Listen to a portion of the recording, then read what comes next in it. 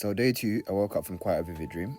Long story short, I was by the ocean and a tsunami was emerging and I had to hold onto a tree in order for me to survive that. The way in which I interpreted it was that Christ is the tree I need to hold on in order to overcome the challenges of life. Many things will arise, but in him I can find comfort and stability, even among the greatest storms, whether mental, physical, financial or spiritual. So upon waking up, I felt a bit dizzy and fatigued. So I decided to put myself on battery saving mode.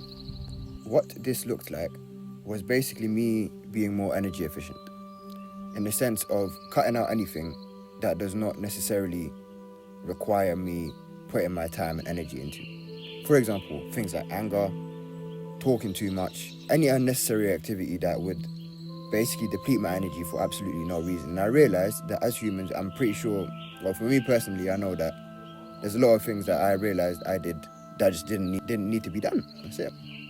In the end, I took my dog out on a walk, did some dishes, made some progress in Rural Vote 2, edited and posted my day 1 vlog, and by his grace and his grace alone, still had energy to continue going about my day, learning things and, spending time with family. Day 2 brought a lot of lessons, and in terms of me being able to tick off the things that I planned on doing, I think I was able to do much better this day. I didn't swear or crash out as much, thank God. I've definitely seen an increase in my prayer life, Bible reading, and time spent in meditation and reflection. My ability to filter out what doesn't matter and focus on what does has also increased. And most of all, I find myself fixing my eyes on God and just focusing on His presence within my life in every single moment. I'd like to close off by just sharing 2 different sayings that I think impacted my perspective so far. The first is ignorance is bliss, not in the context of ignoring the stuff that we do wrong, but rather ignoring the temptation to do so.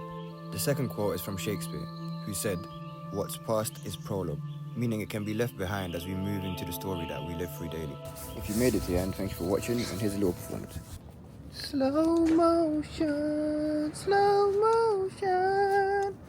You ain't running no more, now. No, you're not.